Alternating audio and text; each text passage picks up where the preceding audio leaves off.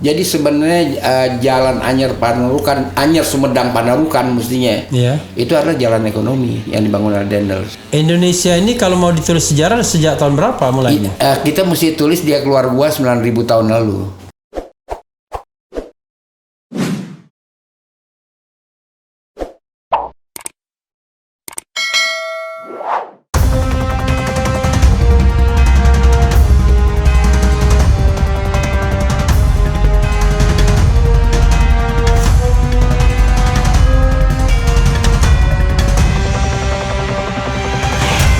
Pengaruh pengajaran sejarah yang isinya penuh sesak dengan dongeng itu sangat berpengaruh. Berarti betul dong kalau kata Nadiem Makarim situ, hapuskan aja pelajaran sejarah. Jangan main begitu kan, nggak boleh. Kalau dia nggak mengerti sejarah kan dia sekolahnya manajemen ya, sekolah-sekolah gampang-gampangan lah buat nyari rezeki. Jangan bilang menghapuskan pelajaran sejarah, itu membangun jiwa bangsa, Pak. I see. Tetapi yang benar. Jadi sekarang ini menurut Babe, kerajaan Islam terbesar di Indonesia itu kerajaan terbesar di Indonesia itu kerajaan apa sebenarnya? Kerajaan yang besar-besar. Kalau terbesar kita susah kita bicara yang besar-besar. Ya dengan prestasinya. Iya. Kesultanan Palembang. Bangga juga ini saya. Terbenam oleh Sriwijaya, terbenam. Terbenam habis. Jadi orang tidak mengenal Kesultanan Palembang. Sayang kan? Padahal fakta bahwa dia berhasil menghalau kapal perang Inggris 1813. 1813 ya. Bayangin, itu kan besar. Iya. Ya. Kesultanan Palembang itu termasuk besar ya. Jadi yang besar sendiri nggak ada. Iya. Ya kan. Lalu kita bicara Ternate enggak? Tidore kali ya yang lebih tua ya. Tidore. Ternate kan baru abad 18. Tidore abad 11. Dan Tidore itu zona ekonominya dikontrol oleh kerajaan, oleh kesultanan. Itu Tidore. Dan Tidore itu membangun regionalisme dengan Sulu, dengan Sabah. Itu bisnis ya, semacam ASEAN lah, bisnis. Itu. Nah, ini kita harus mempelajari sejarah ekonomi Indonesia, dan memang kerajaan-kerajaan di luar Jawa itu berperan. Kalau mereka banyak berniaga, kalau di Jawa itu kebanyakan emas. Ya kan? Banten gede nggak? Banten? Emasnya kagak ada. Lalu pelabuhannya tidak dilengkapi dengan loji penginapan.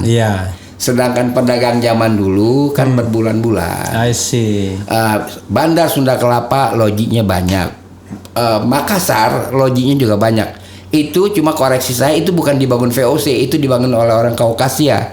Kalau lihat arsitekturnya, begitu Pak. Jadi kalau di Jakarta berarti Jayakarta dong. Jayakarta tuh siapa Pak? Raja kan? Nggak ada, ada kerajaan.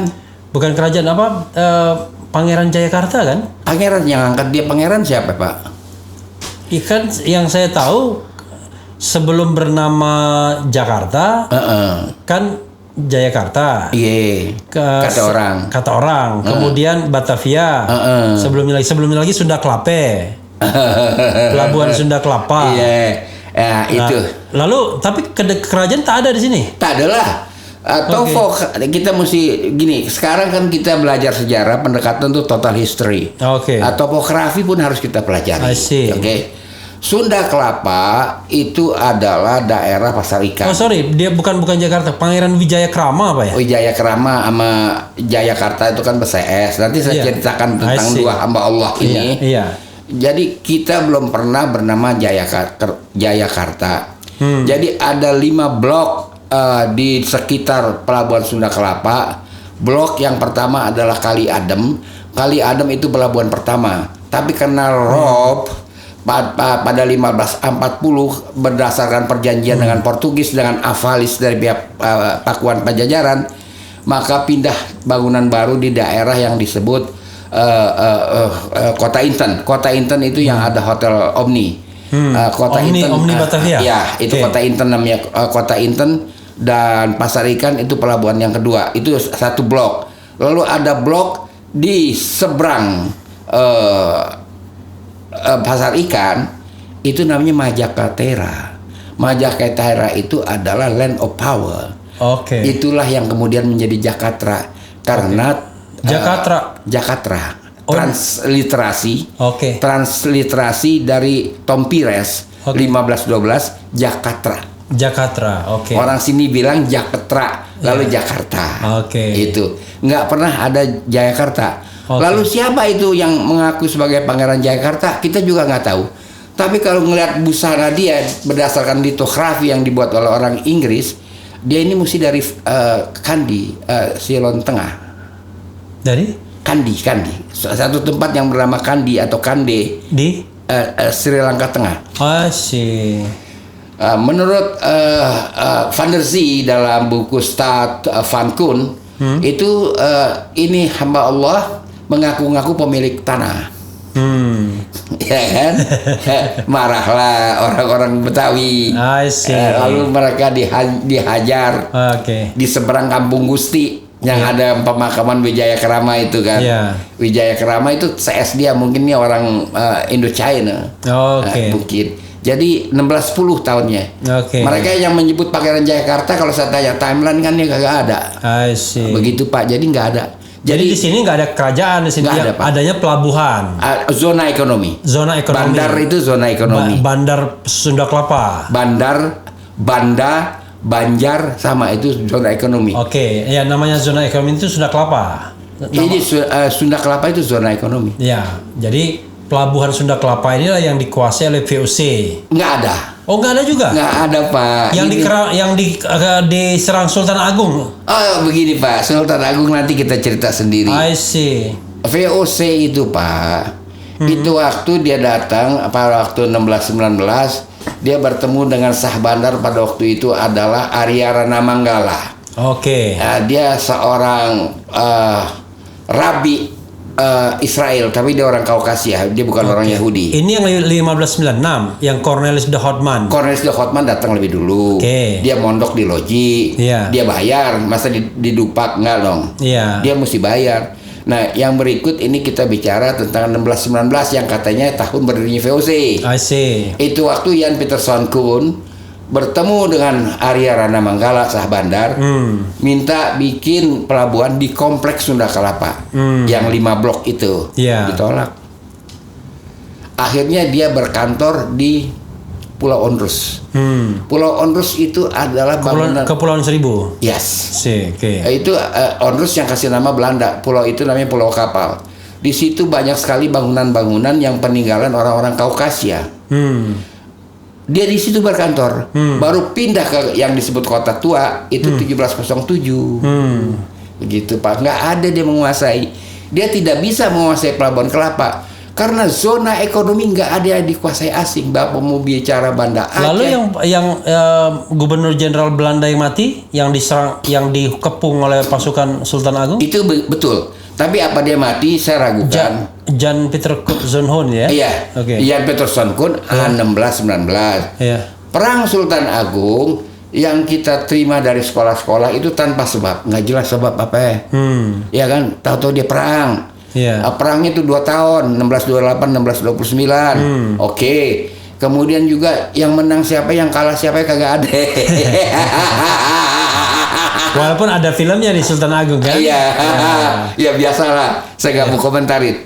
Jadi 1550 sampai 1623 bisa dibaca The Han dalam Oud Batavia tahun 35 itu Mataram menjaga keamanan. Anda jangan lupa bahwa income kerajaan Mataram itu antara lain dari jasa keamanan. Dia mengamankan Sumedang. Dia mengamankan zona ekonomi Semarang. Ini Mataram Islam ini di mana pusatnya? Mataram Islam di Jogja lah. Oh, di Jogja ya. Sudah di Jogja ini ya? Iya, bukan yang di Sleman. Yang di Sleman kan belum tentu major power system, mungkin minor power system. Kemudian kawan kita menjaga keamanan Pelabuhan Kalapa 1550 1623. VOC usir dia. Ini sebab perang. Ini sebab kehormatan Jawa dirusak. 5 tahun perang dipersiapkan. Iya. Oke. Nah, di dalam dongeng-dongeng yang diedarkan, katanya tentara Sultan Agung jalan kaki dari Jogja ke Jakarta, di Kerawang mampir dulu deh nyawa, katanya kan ngebajak sawah. Iya. Nggak ada lah yau. Bagaimana? Tapi nggak ada Pak. Nggak ada layau itu sudah lewat tuh eranya itu, udah lewat sekarang. Iya, zaman Andi Lau. jadi kawan kita pertempuran itu hanya sekitar 1 bulan atau lebih. Tapi melibatkan tahun 28 dan tahun 29. Okay. Dan ini kan gara-gara upaya usaha percentengan diganggu Belanda. Iya, diganggu Belanda dan merasa terhina. Lu siapa ngusir gue kan? Jadi ini perang pembalasan. Sama saja dengan bagaimana Mongol menyerang Singasari, itu kan perang pembalasan. Iya, yang mengki itu ya, mengki. Iya, itu kan perang pembalasan. Kayak kuping orang dipotong. Iya. Oke. Ini perang pembalasan. Pertempuran yang pertama terjadi di Pulau Untung yang kemudian jadi namanya Untung Jawa. Itu sebelah utara Tanjung Pasir, daerah Tangerang. Posisi Sultan Agung yang baru tiba, kan Sultan Agung jalan kaki Jogja Semarang. Dari Semarang naik kapal karena dia membawa gajah. Oh, bawa gajah dia? Bawa gajah, Pak. Bawa gajah. Berapa gajah dia bawa? Apa? Berapa gajah? Oh, banyak. Dan dia pakai fulus, pakai 5 tahun kan dia mempersiapkan perang. Pakai ginian duit. Dia posisi dia di Pulau Untung yang kemudian Untung Jawa diserang, tentara Belanda diusir. Pertempuran yang kedua di depan SKA, Stasiun Kereta Api Beos sekarang, itu di lapangan itu. Itu adalah lapangan Beos. Beos artinya adalah hunian orang Turki. Itu sekitar itu orang Turki banyak tinggal. Itu waktu tahun baru 1 Januari 1629. Noni Belanda, Mofro, segala macam dandanan yang cantik-cantik, hebat-hebatan, serdadu Belanda, ada pawai, ada drum band, tambur, pesta. Diserang sama pasukan gajah. Habis itu, Pak. Habis. Kan dia baru ngeliat gajah ini Belanda. Ini binatang apaan? Begitu dia kira patung. Kok patung bisa jalan? Kagak ditembak, kan dia udah pakai tembak. Kagak keburu. Kan nembak lama, dilocok dulu. Enggak langsung begini, nggak bisa. Dilocok dulu. Perang yang ketiga, bekas-bekasnya masih ada di Jalan Kapin. Jalan Kapin itu adalah kalau Anda masuk ke Pelabuhan Sunda Kelapa dari Pluit, nanti begitu mengakses Pelabuhan Sunda Kelapa itu Jalan Pakin namanya, Pakin, Perkapalan Indonesia. Zaman Khairul Saleh itu. Di situ di asrama itu ratusan tentara Belanda bermalam. Itu dibakar, Pak. Bekasnya masih ada. Tidak diperbaiki, dibiarkan seperti itu sampai sekarang. Masih ada. Lalu banyak tanah bergelombang, itu pemakaman, dikubur di tempat. Setelah selesai itu Sultan Agung pasukan Sultan Agung pulang balas dendam. Sudah selesai. Nggak ada menempati wilayah ini, nggak ada, Pak, nggak ada keperluannya. Pokoknya balas dendam aja. Udah dia tunaikan di situ. Begitu. Jadi pertanyaan berikutnya lagi sama tadi. Jadi selain Palembang, Tidore, apalagi Tidore itu besar. Kemudian atau yang Jawa lah, menurut Babe, yang Jawa, kerajaan Jawa terbesar. Kerajaan Jawa yang terbesar ya Sumedang, cuma dia bukan kerajaan pesisir ya, tapi kaya. Namanya kerajaan Sumedang. Iya, Sumedang namanya. Itu dia bukan kerajaan. Bukan Medang Kahuripan, bukan kan? Dia Sumedang Larang. Larang tuh artinya suci. Kerajaan Sumedang itu kaya. Dari mana saya tahu kaya? Kenapa Jalan Anyer, Panarukan, Dendels itu mesti mengkol ke Sumedang? Kan Lempeng aja lebih irit. Iya kan? Dia mengkol-mengkol. Karena di Sumedang menghasilkan emas. Sumedang kopi, teh dan sebagainya. Jadi dari situ. Jadi sebenarnya jalan Anyer Panarukan, Anyer Sumedang Panarukan mestinya itu adalah jalan ekonomi yang dibangun oleh Daendels. Dan Daendels itu kaya, Pak. Belanda bangunannya berapa sih? Kan cuma satu, Stadhuis, yang lainnya dia klaim. Semuanya Prancis. Istana Negara juga Prancis, yang meratakan tanah itu Lieutenant Gambier. Sampai orang Betawi bilang Gambir jadi nama sampai sekarang. Yang meratakan itu tanah. Nggak ada Belanda, Pak. Belanda itu bokek kalau kata istilah. Jadi Prancis tuh ngapain ikut menguasai dia? Prancis di Jawa ini approach-nya oke. Waktu Belanda datang kemari mau apa? Kan mencari emas. Tapi approach-nya yang kasar, menghina perempuan, mukulin perempuan di mana-mana. Orang nggak mau berdagang sama dia. Ya kan? Tapi Daendels bikin pos jaga atau pos pemerintahan di kota-kota apa itu pribumi yang direkrut orang demen. Mau dagang. Daendels ini Prancis ya? Prancis. Dan Belanda menyembunyikan sejarah Prancis di sini. Dia mengatakan 08 sampai 1811. Mana bisa bangun lapangan banteng 3 tahun yang kantornya Pak Ibu Mulyani itu. Bangunan serupa kan ada di Surabaya semacam itu. Iya. Nggak mungkin, Pak. Bagaimana bikin jalan Anyer Panarukan cuma 3 tahun? Kalau berdasarkan koin yang saya miliki, dia sampai 1825. Jadi berapa tahun? 1800 1825 25 tahun. 25 tahun. Semua gedung-gedung kuno yang ada di Jawa itu adalah Prancis. Prancis yang bikin. Iya, bukan Belanda. Berarti pada waktu itu Prancis datang ke Indonesia karena dia menjajah Belanda. Karena dia menjajah Belanda di kampung orang Belanda. Iya. Jadi otomatis jajahan Belanda dia bisa obok-obok juga ya? Iya, tapi di sini nggak ada kejahatan yang dilakukan. I see. Pokoknya dia bisa memboncengin apapun yang ada di Belanda. Dia lebih pinter. I see. Gitu. Approach native dia lebih pinter daripada Belanda. Gitu, Pak.